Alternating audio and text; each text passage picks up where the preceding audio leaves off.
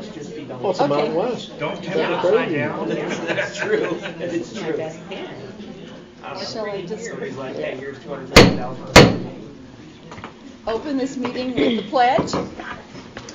I pledge allegiance to the flag of the United States of America and to the republic for which it stands, one nation, under God, indivisible, with liberty and justice for all. Prayer by Mr. Mark Smith, please. Lord, we thank you for your presence tonight. We ask that you direct our thoughts and words. Help us in the upcoming election to preserve and be thankful for all that you have given this country. Help us during this meeting to manage well our local responsibilities. Prepare us to act in a way that is pleasing to you and good for Libby. I pray in Jesus' name. Amen. Amen. Thank you. Roll call, please. Mayor Williams. Here. Councilor Burke. Here. Councilor Berger. Here. Councilor Ian Smith. Here. Councilor Kristen Smith. Here. Councilor Taylor. Here. Councilor Zimmerman. Here. Roll call is complete, Madam Mayor. Thank you. Welcome to everyone here and those online. I have one announcement. That is our annual leaf pickup will be October 23rd and 24th. And then again in November 13th and 14th, if people just bag their leaves and leave them sitting out on the curb, the crews will come by on those days and pick them up. Does anyone else have any announcements? Can you say the days again? Okay. October 23rd and 24th. That's Wednesday and Thursday. And then again in November 13th and 14th. Thank you. It was misprinted in the paper, so we're trying to make sure that the correct dates get out. So, did anybody say they have another announcement? Okay, then there are no minutes to approve, so we'll go on to the city administrator's report. Yes, Madam Mayor and Council. There's no new building report. We haven't sold any building permits since the last one, but there's several in line now. With the groundbreaking in a new housing unit, we should be selling 14 to 15, which should have a pretty good income coming in for the program. I took a vacation. It was great. Yellowstone is still there. It all hasn't blown up. For water, we got a new replacement pump in that we've been waiting for 9 or 10 months now to try to replace one of our older failing pumps. So now we got to get an electrician up there and get it all plumbed in. That's the one that actually fills up our 500,000 gallon storage tank that gravity feeds the city. And we've been just barely running on a third of a pump right now for a few months, so that's kind of a godsend that we got that. While at the statewide meeting, the conference, went to several meetings, and the biggest thing I can report out of that is our lead service line inventory was submitted prior to us leaving to that thing. I talked to the DEQ, they were happy with it, and out of 1,065 water systems in the state, we are one of 300 that actually completed it on time and completely. So we got a big thumbs up from the state on that one. And that's my report, Madam Mayor and Council. Thank you. No fire report, no police report. The ordinance committee. The ordinance committee has a meeting scheduled on Wednesday evening here at 6:05. We're going to review some proposals from Chief Birkenbrock on adding some provisions to our code to address some quality of life issues. Okay. Light streets and sidewalks. I know you have a meeting. Yes, we have a meeting here tomorrow night at 6:05 p.m. as well. We're talking about banners to downtown safety, suitors, abandonment down on City Service Road. I thought there was one more thing without looking at my agenda, sorry. So that will be tomorrow night, 6:05 right here. Okay. Building? We're still working on the lease agreement with Pure North. Leanne and I are going to get together next week and go over that with them. Okay. Bring it to council for review. Okay. Water sewer? Water sewer, just that crews are still working up behind Johnny's this week on that side of the project for water and sewer. And other than that, nothing new to report. Okay. Zoning commission? The Zoning Commission has a presentation introduction of the work we've been doing tonight. We don't have any other meetings scheduled. Okay. Cemetery parks? Nothing to report. Finance? I will be going over the budget later in the meeting. Okay.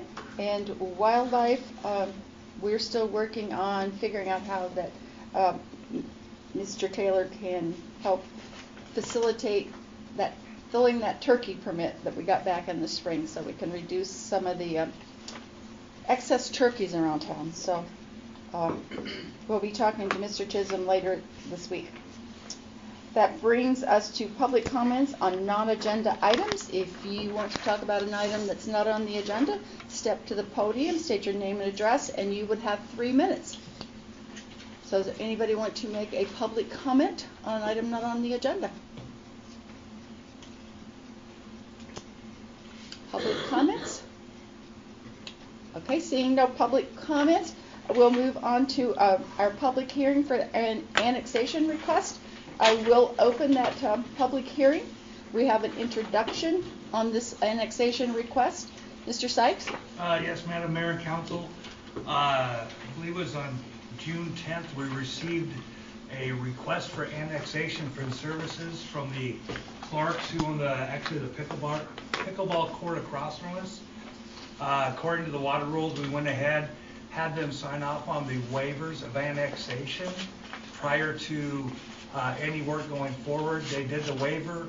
We submitted it to the zoning committee, and the zoning committee negotiated with Mr. Clark, and they came up with the zoning, and it came back into the city. So now it's on the city council to do the intent resolution, do a public hearing prior to annexing the property. Okay. I should note that the public hearing was properly noticed in the paper on October 15th, the 4th, and the 15th. So, so this. Oh, I was just going to clarify that if a waiver is a waiver of the right to protest. Yes. Yeah, just because it came out as a waiver of annexation, but it's, when they, yeah, it can be misleading. So when a customer wants services, they waive the right to protest annexation when the city decides to. And then, trail on that, if they're not receiving both services, in order to be annexed, they have to receive water, sewer, street connectivity, or stormwater. They have to receive 2 of the 4 to be annexed, but if they get 1, they still have to complete the waiver of non-protest to annexation. It goes into the county court so that in the future, if that property ever gets connectivity from one of the other 3, then it would be annexed. Okay. Any other comments or questions regarding this requested annexation? And then I will open it for public comments regarding this annexation. Mr. Orr? Madam Mayor and Council, I'm D.C. Orr. I reside at 1117 Nevada Avenue. So I went to the zoning committee meeting on this issue. I had some pretty important stuff I wanted to discuss. Right off the bat, Chairman Smith has a conflict of interest in the matter. So does Councilman Zimmer. Both of them being members of KRDC. And I never got to finish that because Chairman Smith interrupted me. She would not let me finish. She violated my right to participate in a committee meeting, my constitutional right to participate. But the matter goes much deeper than just their conflict of interest. When the port was created, actually several years into the creation, once LADC had been disbanded and KRDC was made up, KRDC had a $65,000 water bill, and they refused to pay it. And that started just a cascade of things where the county has taken advantage of the city of Libby and cost us a ton of money in the process. Now, where that goes is that the Port Authority has their own sewer system, and that sewer system is failing. During the discussions on the water bill, it was was discussed that the Port Authority has their own sewer system, and by golly, they better not ever plan on hooking up the city sewer if they were going to screw us on the water bill. And now here we are, we're getting KRDC involved in turning this land over to a private person, and that private person wants to come into the city sewer. Now, if you look across the 400 acres of the Port Authority, and you look at the development that they could do there, they are going to inundate our sewer system. They're going to cost these people sitting behind me a ton of money. It's going to be like the water rate hike all over again. But you guys have the option to tell everybody that buys land down at the Port Authority or is given land at the Port Authority that the Port Authority has their own sewer system. And the Port Authority has a ton of money. The Port Authority can spend their own money fixing their own sewer system. You guys have the obligation to protect the people you serve. Any other public comments regarding this annexation? Any other public comments? Seeing no other public comments, I will ask the council if they have any other questions or comments. And if not, I will close this public hearing and move on to our new business, the first item of which is to approve Resolution 2042, a resolution of intention extending the corporate limits of the city of Libby, Montana to annex within the boundaries of the city an irregular tract of land lying east of the city of Libby, for which the owners have petitioned for annexation and described herein as southwest 1/4, southeast 1/4 of Section 3, Township 30 North, Range 31 West, Lot 7A of Certificate of Survey 4917 relocated boundary. I'm going to skip the very, very detailed description and move down to whereas Eric and Sarah Clark, 100% owners of the property described herein, filed a petition with the city administrator on 10 June 2024 requesting annexation, and therefore the city council will consider this petition for annexation pursuant to the statutory annexation by municipalities providing services methods set forth in Title 7, Chapter 2, Part 47, Section 4705, and whereas the property described herein is currently zoned in Lincoln County within the Kootenai Business Park, Targeted Economic Development District, or TED, it is the intention of the city of Libby to consider annexing the property with the city zoning of business residential, and whereas the zoning commission did on 16 September 2024 recommend accepting the application and setting a public hearing to hear all matters pertaining to the annexation of the above described parcel. And whereas the city clerk published notices of such proposed extension of the city limits on October 4th and 15th as provided in Section 76.203 MCA. And whereas the City Council will, on the 21st day of October 2024, hear all matters pertaining to the annexation and zoning of the herein before described parcel, and whereas the Libby City Council will determine if it is in the best interest of the City of Libby and the inhabitants thereof, as well as the current and future inhabitants of the lands to be annexed that are described herein, which lands are contiguous to the corporate limits of the City of Libby, the City of Libby, be annexed into the City of Libby, and is hereby declared to be the intent of the City of Libby that the corporate limits of the City of Libby be extended to include such lands described herein within the City of Libby. I know. I practiced that. Still didn't quite make it. So, do I hear a motion? I'll make the motion that we approve resolution 2042 with intent to annex. Second. Okay. Is there any further discussion on the matter? Madam Mayor? From the council? Yes. I have several questions. Okay. First of all, why have the petitioner did this the 10th of June, or we just finally getting to this in October? That was because we had to go through and get all the waivers of non-protest of annexation completed, make sure that everything was done before we could hand it off to the actual committee and then the committee accepts it once it's a complete package. Okay. My second question would be, obviously the gentleman knew that, or the people knew this was their intent, is the building built to city code? Actually, it did not have to be built to city code because it's not in there. I did contact the state, however, it's a commercial building. It was inspected and does meet all state codes, and there was actually a copy of the building permit that was given out by the state included in the packet. What about city codes? It was not part of the city. I understand that, but does it meet the city codes? They're wanting us to bring it into the For a city. commercial building, that the city codes is the state codes for a commercial building, so it does. Okay. Any other question? I will again open it for public comment. Are there any public comments on Resolution 2042? Mr. Orr? I'm DC Orr. I reside at 1117 Nevada Avenue. Maybe council missed this, but what I just told you was that when I went to the zoning committee meeting, my constitutional rights were violated. My right of participation was violated. That means that the zoning committee approved this under illegal terms.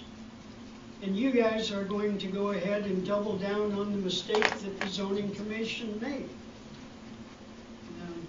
Once you guys get in the habit of violating people's constitutional rights, you're going to cost us all a lot of money. Thank you. Okay. Any other public comments? Any other public comments? Okay, seeing no public comments, I will bring it back to the council table. All in favor of Resolution 2042, intent to annex? Aye. Opposed? Nay. Okay, motion carries. The resolution is approved, and we'll move on to the next step of annexation. Next up on the agenda is Colleen Owens, who is going to have an informational presentation on the analysis of Brownsfield's cleanup alternative document for the historic Hotel Libby. She's the Brownsfield coordinator of the Montana Department of Environmental Quality. And I will note that Ms. Berger is recusing herself from the discussion. So. Mayor, Council, my name is Colleen Owen. My address is 655 Timberwolf Parkway in Kalispell. And I'm here this evening simply to inform the City Council and the public about a document called An Analysis of Brownfield's Cleanup Alternatives. It's quite a mouthful. And I'm here in support of the Friends of Hotel Libby, who are submitting a grant application to EPA for a site-specific cleanup grant for the hotel.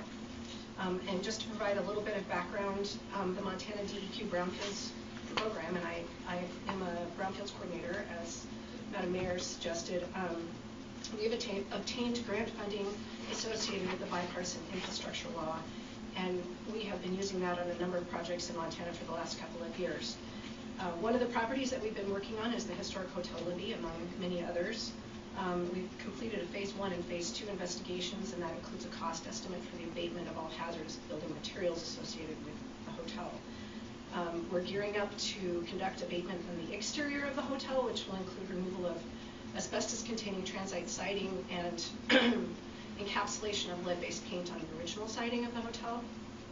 And unfortunately, our program does not have adequate funding to actually also address the interior abatement that's required for the hotel. And to be clear, we're talking about non-Libby amphibole asbestos here, as EPA took care of cleanup of Libby amphibole asbestos in the hotel probably 10 years ago. But because we don't have enough grant funding to address the interior abatement, the Friends of Hotel Libby are pursuing a site-specific cleanup grant from EPA to be able to conduct that necessary cleanup before the hotel can go to renovation and construction safely.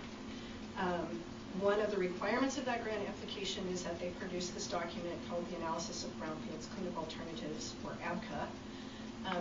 And that just looks at the different alternatives for cleaning up, from doing nothing to abating everything in the building. And then the other idea behind that is to share it with the public so that everybody knows what's going on at the hotel. So I have a copy that I can leave here for the City Council of that document. I have a few copies here that I can leave, but if there's not enough and you are interested in looking at this document, I have a piece of paper I'll put over on the table, and you can just put your name and email address, and the Friends of Hotel Libby will make sure that you get a copy of the ABCA. And we are looking at comments. If you have comments on the ABCA, we just ask that you try to get those to the Friends of Hotel Libby sooner than later, because their grant application is due November 11th. This is information only. The council has no decision to make. Do you wish to make any comments verbally at the moment? Okay. Thank you very much. Thank you. I will have to open it to public comments. Okay. Great. So, are there any public comments on this presentation? Mr. Orr? I'm DC Orr, 1117 Nevada Avenue, Mayor and Council. I've had some dealings with Ms. Owen on the feasibility study for the Acewood County consolidation issue. There was a public meeting on that, a public input meeting. That public input meeting did not give the public any information that they could comment on. There was a map there. The map was fraudulent. And I brought that to Colleen's attention, and she promised to give me a fact sheet on how we got where we were with that issue. I do know that there was an active EPA investigation into the use of those funds because they were not handled properly. And she promised me a fact sheet. She has never delivered that. So I urge you to kind of turn a jaundiced eye toward what she has to say. She has proven herself to be unreliable in the past, and you guys are already kind of on shaky ground with this. So move slowly and watch out for the people you claim to serve. Any other public comments? Any other public comments? Seeing no other public comments, I'll bring the discussion back to the council table. If you have no other comments, we'll move on to approving the lower grant for the purchase of a storage shed and equipment for use at the Libby gun range, which is Mr. Chief. Chief Erkenbach. All right.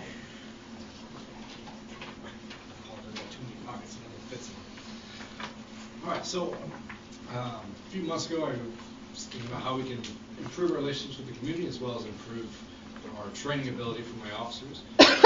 Regarding to that, we decided a new shed out of the gun range would be a great solution for us. This would give us a place where the officers would actually be able to manipulate their firearms, load magazines, and do any kind of training that we would need to prior to actually stepping foot onto the range, where we'd be protected from the weapon elements.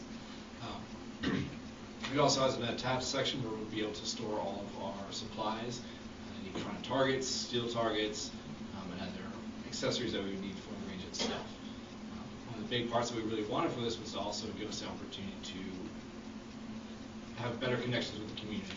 We've reached out to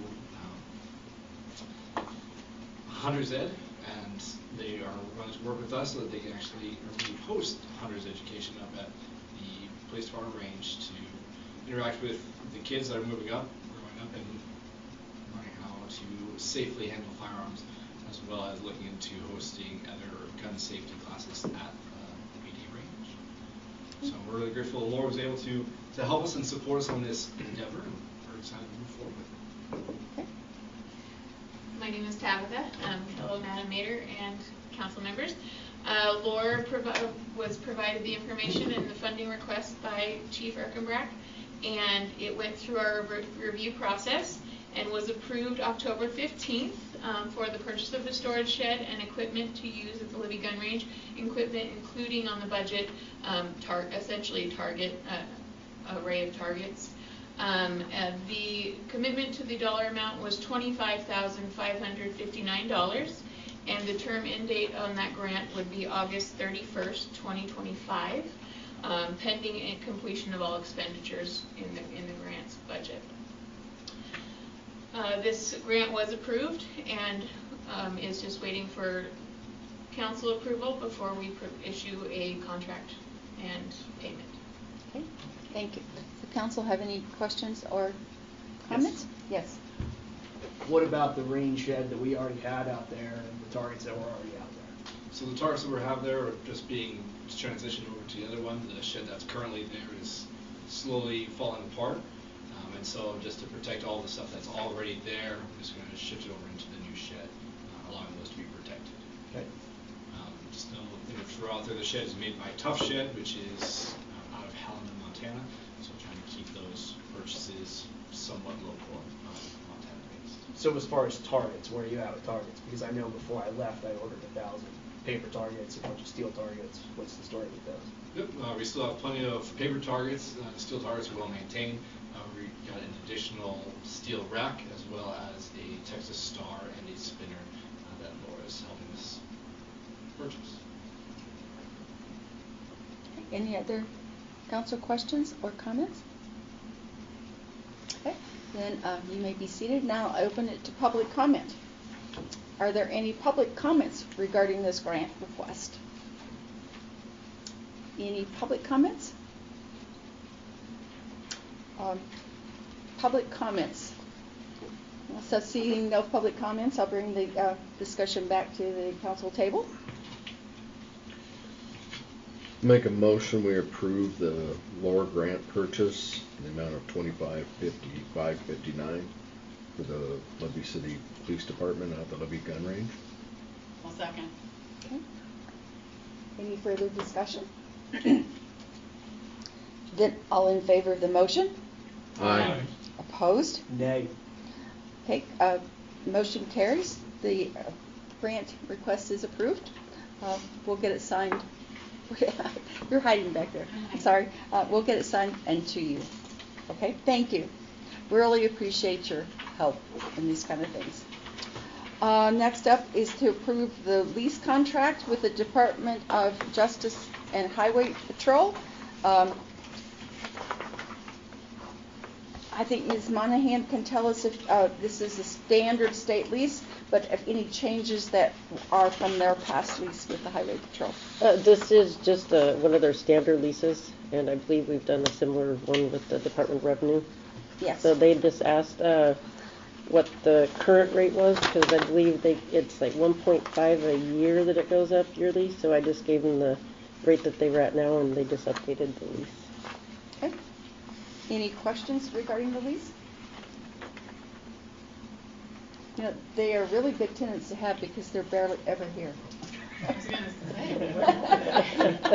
Found the office on accident. They come in occasionally, but mostly they are out in the field, and so they are really very low impact on the building and the facilities. So if you have no comments or questions, I'll open it to public comment. Are there any public comments on the approval of this lease with the Highway Patrol? Any public comments? Okay, public comments. Then I'll bring it back to the council table. Make a motion to approve the lease contract with the Department of Justice Highway Patrol. Second. Okay, and all in favor of the motion to approve the lease? Aye. Opposed? Motion carries. That lease is approved. We'll get it signed and out tomorrow. That brings us to a discussion on the zoning districts, residential A, A2, B, and residential business. And I believe Ms. Smith has that presentation, and we will not be able to share it online, and we apologize for that. We are getting in some new equipment that will make it much easier to be able to do that. So, but in the meantime, you should have the audio regarding that. Okay, fantastic. Well, hello, everyone. The Libby City Zoning Commission wanted to take you all down a little trip of memory lane. Going back to 1987. That is the year that our zoning ordinance was codified. What was going on in 1987?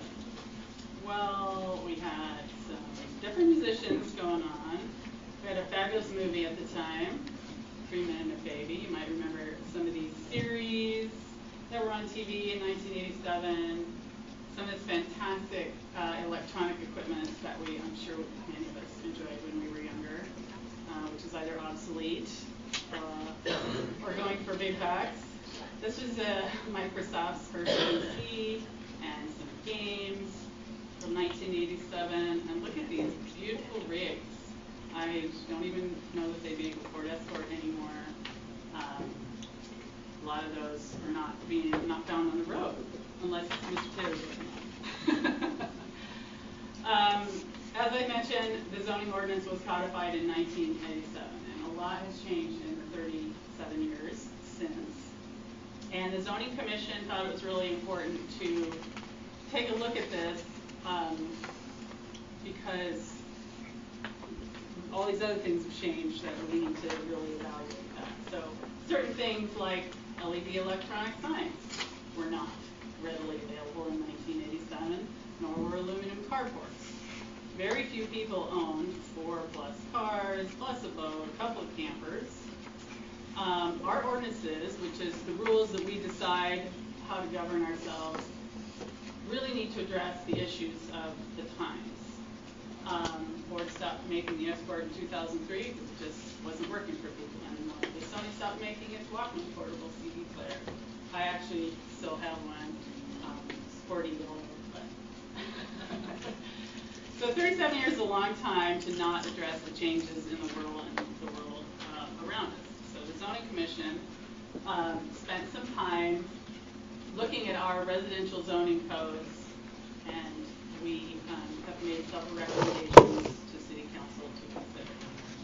We first started looking at this in 2020, and just a caveat here, this is a volunteer board. You have a volunteer drafter of code, and it does take time.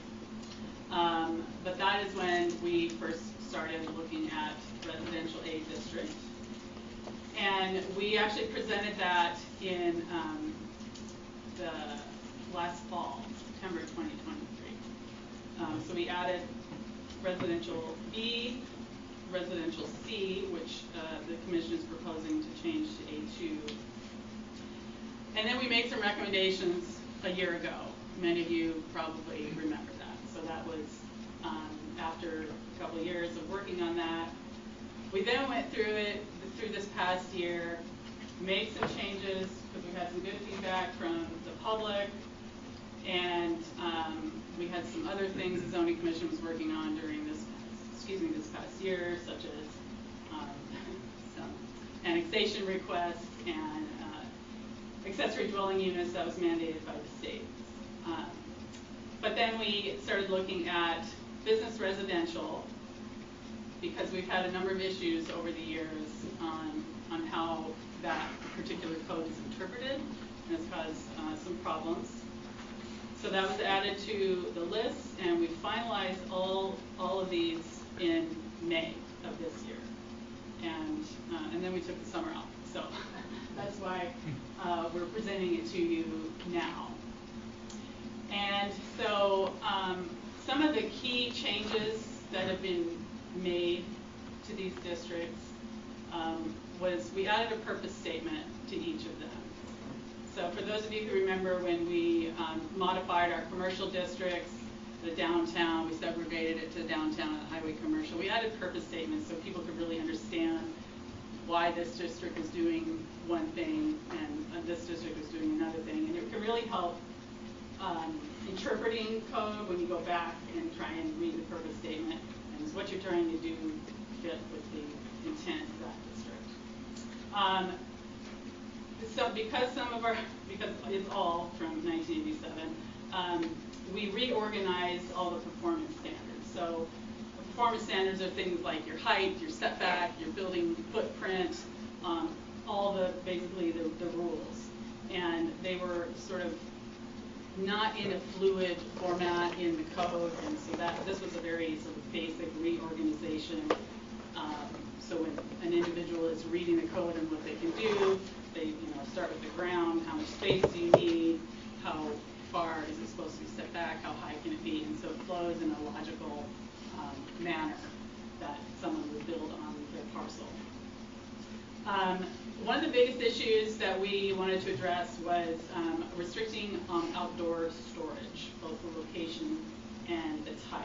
And you might recall last fall when we presented this the first time, there was the language that addressed RVs, and so that was removed from these districts, and we created our whole, we reworked our whole RV ordinance in the city's code.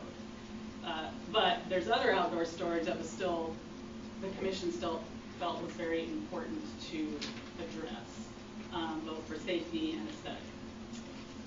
We made some changes to some of the sign provisions, again based on public feedback, and we added performance standards to the business residence district, which we are suggesting now we call residential business, which would really emphasize that it's a residential district first, and business was always considered an add-on. The district is written in such a way that people have to ask permission to do a business in a business residential business district. It's not a by right, so it's by permission, and it's by permission by city council, but there's a lot of gray area. And so the zoning commission is recommending some sidebars in that district to make it easier for enforcement, so it's more uniform with adjacent districts. So if you have a business that's located near residential A or residential B, it can more easily conform to what's happening next to it. So here's some examples of what's going on around town that might be considered disruptive to residential neighborhoods. So we have some illuminated signs in a residential neighborhood. We have Connex shipping containers in yards, front yards, side yards. We have front yard storage. This would be considered front yard storage. More front yard storage. The propane tank is a safety issue as well as a aesthetic issue. Lots of front yard storage. These are some examples of where our highway commercial transitions to business residential. And so you can see the aesthetic, the purple quilt house, quilt cottage, excuse me, is structured like a house. It's a small business. It's not, it just sort of seamlessly transitions to a residential neighborhood. It's an innocuous use. Same with I think that's an accountant in the little brown house on the bottom, transitioning from the blue, which is highway commercial, business residential. So those are the key changes in the districts, and there's some commission members here, and would like to get up and add or modify what I said. Oh my sheet. Oh, she's a good detail person. Yeah. I think you covered it. So that concludes the little presentation portion. Thank you. So does anyone on the council have comments or questions? I don't know how closely you read it going into tonight's meeting, but if you do have comments or questions tonight, would be a good time to start discussing those.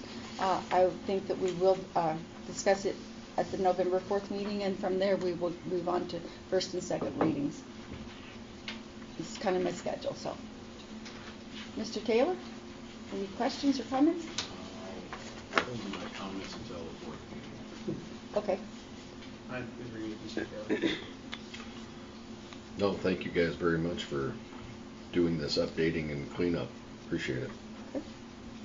I had a question that got answered, but I just was curious what a truck garden was, and I've been told Yeah, so when we first went through this, truck gardens have been in this language for decades, since 1987. It's a term I've never heard. I know, it is a funny little term, but you know, that was there, we didn't want to change that. Ms. Berger, do you have any comments or questions? I did. Okay, we will open up for public comment. I'm sorry, something has got my nose decided to run. So I'll open it for public comments. If you have a comment, come to the podium and you have 3 minutes. Mr. Orr.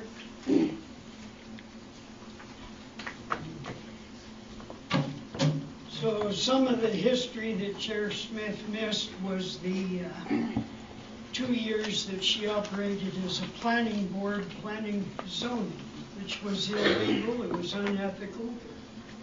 She is an educated planner, she knew the law. She hid it in planning so that the public wouldn't know what was going on. When zoning then came to the council, it was back down, and you guys don't seem to understand that you have a committee, a zoning commission that is operating rogue. I told you tonight that I went to a committee meeting, I raised some issues, I was shouted down, I was not allowed to participate. That's a violation of my constitutional rights. And this commission just continues to trample over the rights of the people you claim to serve. Councilman Duffy, he went up and down Main Street and got the public involved, and there was some correction to the Planning Commission, Zoning Commission at that time. But you guys have to recognize that this is being shoved down people's throats. Aesthetics are not covered. Aesthetics are in the eye of the beholder. That propane tank you saw there was perfectly legal. It is not a safety concern. It was within the parameters required by law. And if you guys don't know enough about what you're doing to correct this when she comes up here and tells you stories, have any of you ever seen minutes of the Planning Commission or Zoning Commission? You know, it's a subdivision of local government. By law, it has to produce minutes. I can't find them anywhere. You guys know where they're at?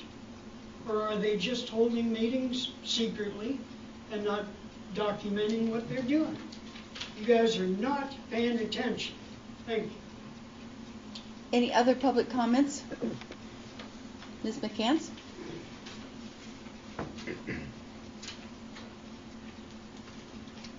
I'm Roberta McCants. I live at 270 Indian Pipe Road, and at 82, I'm one of the Tremplers. Okay? I'm not sure that everybody understands, at least the public, that people are grandfathered in. I mean, we're not shoving a new set of rules down anybody's throat. You could do that if you want to, because it's your prerogative. But we make suggestions, and never have we not listened to the public. I have to say, our meetings are made public. They are on the website for the city. Everybody knows when and where we meet. And so I hope that you will consider the job that we've been doing. I mean, I've been here since before 2020, actually, when we began work on this. Remember the marijuana stuff? That was one of the first things that were on the agenda when I joined the planning, and it was at that time planning and zoning boards, which became legally separated at some point. I'm not sure exactly what it meant anyway. I don't like to be mischaracterized, and I don't think that you are allowed to do that. So I hope you will take our suggestions under consideration, read what we've done, and proceed from there. Thank you. Thank you. Thank you, Barbara. Any other public comments? Any other public comments? Okay, any other public comments? Before I move on, we will continue this discussion at our next meeting. In the meantime, we'll move on to the first quarter budget and financial report. It's interesting to me that we are already a quarter into the new year.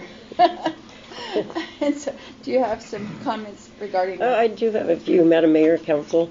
When she told me the other day, it was like, it's time for a quarterly. Well, it's not. Oh, yeah, it is time. Snuck up on her. It did. It really did. I am going to start off on the revenue side. Going over the budget, I was trying to find some notes to put in here. We should be right around at a quarter. Going into the first quarter, everything should be about 25%. For revenue, most of it's right in there that we usually get at this time of year.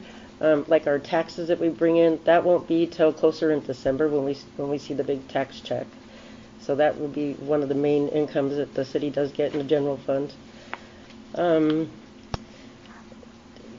few of these, the only thing we can do is estimate, kind of like under like cemetery opening closings, that type of thing, camping fees. All I can kind of do is kind of look back at what we've estimated for the last 4 years to be, and just kind of get a round estimate for those. But for going over all the revenue, it's pretty much right where we should be this time of year. I'll know more as we get into the, going into January when we get halfway through the year, how everything sits, but we're looking really good right now. Is there any questions on the revenue side? No? And then for expenditures, that again, that should be right around 25% at the max. And all the departments are doing really well as far as, keeping all their costs down. The ones that are right around 25% are the ones that were budgeted for like contracts and like telephone, electricity, that type of thing. There is, like for general fund under miscellaneous, the number is a little bit higher, but that is actually where we put our liability insurance and stuff like that.